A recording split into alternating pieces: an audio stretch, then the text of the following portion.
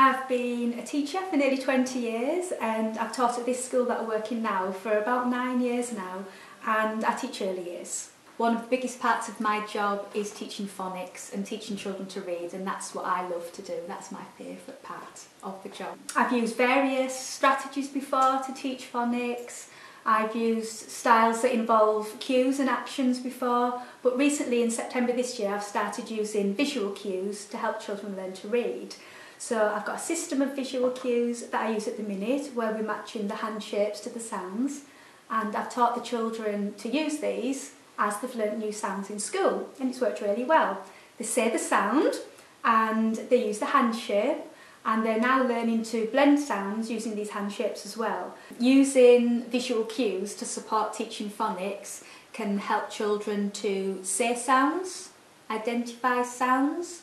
It can help visual learners, all children, all abilities. It can help visual learners. It can support memory and recall. It's a memory jog for sounds, so when you're teaching whole class phonics, the children can use these cues to remember the sounds and blend them together. It can support reading. Children can use visual cues to help them learn to blend and get the sounds in the right order and make the words and read independently quite early on. The system supports early language development and can be beneficial to children with speech and language difficulties.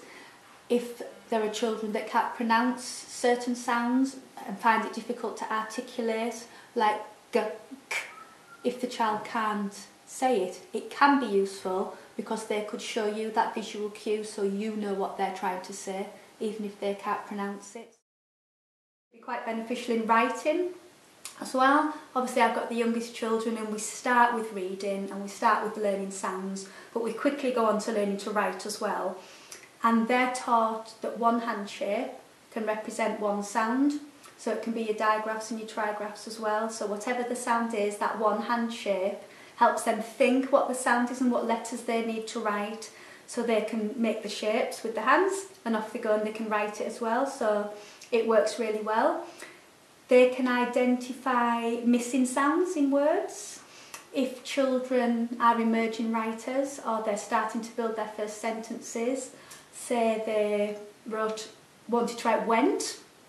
We've had children before that would miss a sound out and maybe write wet, but when they read it back, if they cued it, let me go, went, they would notice by looking at it, oh, I didn't put the I've put wet.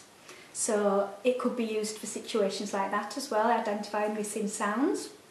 It can support children of all ages and all abilities. It can work for anybody.